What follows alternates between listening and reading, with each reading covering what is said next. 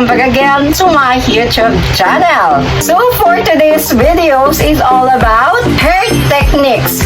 Mag-share ako sa inyo ng aking knowledge about sa aking hair techniques na na-discover ko sa KERAGALA Diamond Brazilian Keratin Treatment na kanilang product.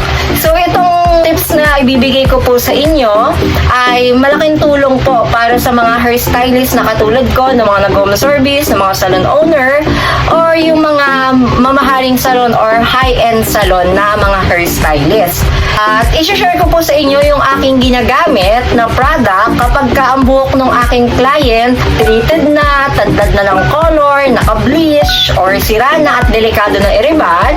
Pero dito sa product na to ay walang imposible dahil mapapabilis po niya yung ating proseso at higit po sa lahat ay malaking tulong na rin po ito para sa atin. Dahil itong product na ito ay meron siyang itinatagong galing at itinatagong ganda. So itong product na to na tinutukoy ko, kung gusto nyong malaman, please like my video, hit the subscribe button and click the notification bell para lagi kang updated sa mga every ideas videos ko na ina-upload sa aking YouTube channel, na alam ko na meron kayong matututunan dagdag aral at kaalaman mula dito. At kung gusto mo na nga pag-usapan natin yan at malaman kung anong klase itong tinutukoy ko na ito, just keep on watching until the end.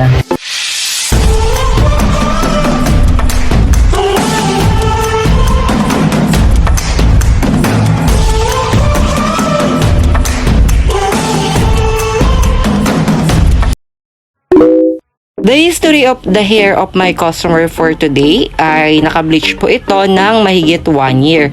So, in-applyan na lang po ito ng kulay at nakikita naman na po natin na hindi talaga pantay yung kaniyang buhok. So, ngayon nandito siya para ayusin ko yung kaniyang buhok. So, ito nga po pala ay in-applyan ko na siya ng pang-riban. So, in-applyan ko siya ng ordinaryong pang-riban at dun muna ako dun sa may part na walang bleach o yung tubo ng kanyang buhok.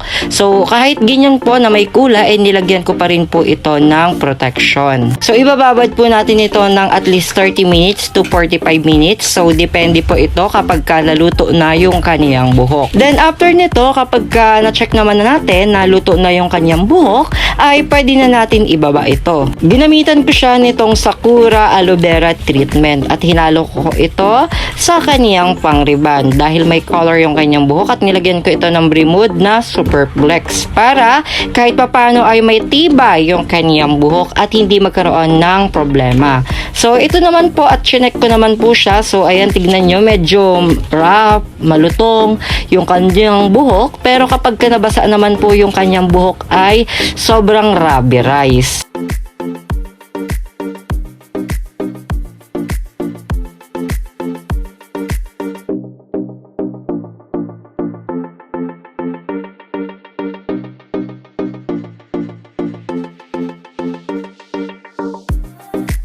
At ngayon, dito na papasok yung tinutukoy ko sa inyo na KERAGALA Hair Botox Concentrated Formula for Rebonding. So, sa paggamit po nito ay kailangan natin kumuha or gumamit ng syringe at lalagyan po natin ng at least 10 ml yung pang-rebond na kung saan nagagamitin natin sa bleach hair. Ayan.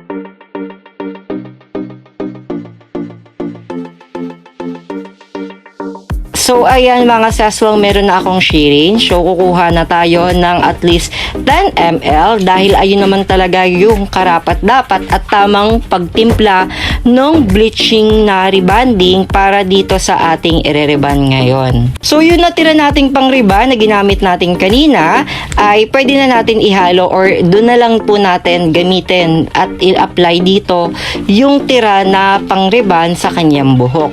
So, sa pag-a-apply, kailangan doon pa rin po tayo sa may bleach na kanyang buhok. So, after nito, abangan po ninyo yung after nung pag-a-apply ko dito sa pang-rebond na ito mga Seswang. So, wag pa po na kayong aalis dahil hindi pa po tayo tapos.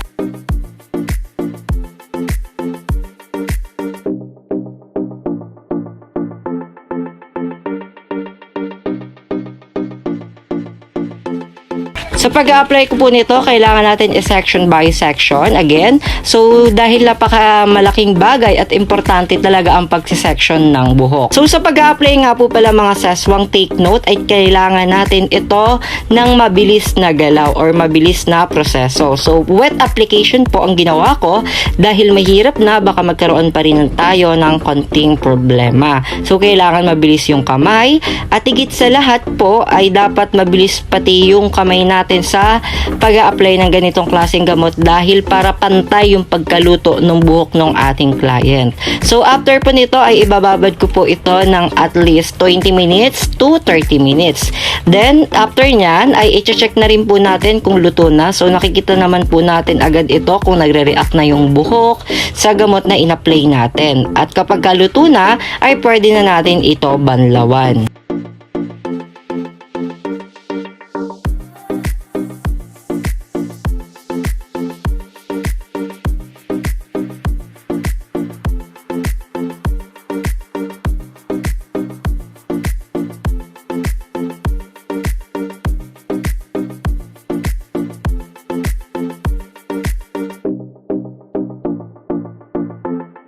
So ngayon mag-check po tayo through strands test. Ayan, so nakikita natin na lumalaban pa yung buhok ng ating client. So wala yung rubberized dahil usually alam naman po natin kapag nakariban yung buhok ng ating client pag in-applyan ng pangriban ay mabilis itong nagra-rubberize. Pero dito sa gamot na ito, dito sa techniques na ipinakita ko sa inyo at i-share sa inyo na makakatulong sa inyo ay walang rubberize na naganap. So after nyan, binanlawan ko na at ipinatayo ko na rin po siya ng 100% na tuyo.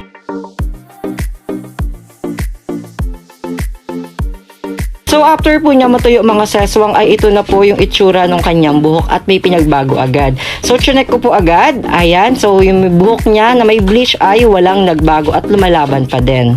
So finally, I'm done! Ito na po yung kanyang resulta. So kung nagtaka po kayo at magtatanong bakit nagbago yung kulay ng buhok ng aking client kung iisa raw ba ito, yes po, iisa lang po. So nilagyan ko po ng kulay yung kanyang buhok at ibinaresilian ko na rin po siya para 100% totally package na na-makeover talaga yung buhok ng ating client. So nakikita po natin dito sa video na to ay na maganda yung buhok ng aking client ngayon. At take note, hindi ko po ito ginupitan. So pinakita ko po sa inyo yung aking proseso upang makatulong po ito sa inyong mga hair services lalo na kapag ka naka-bleach yung buhok ng ating client. Ayan mga seswang, maraming salamat po sa panonood mula umpisa hanggang dulo. At sana po nakatulong po talaga itong video na to mula sa inyo.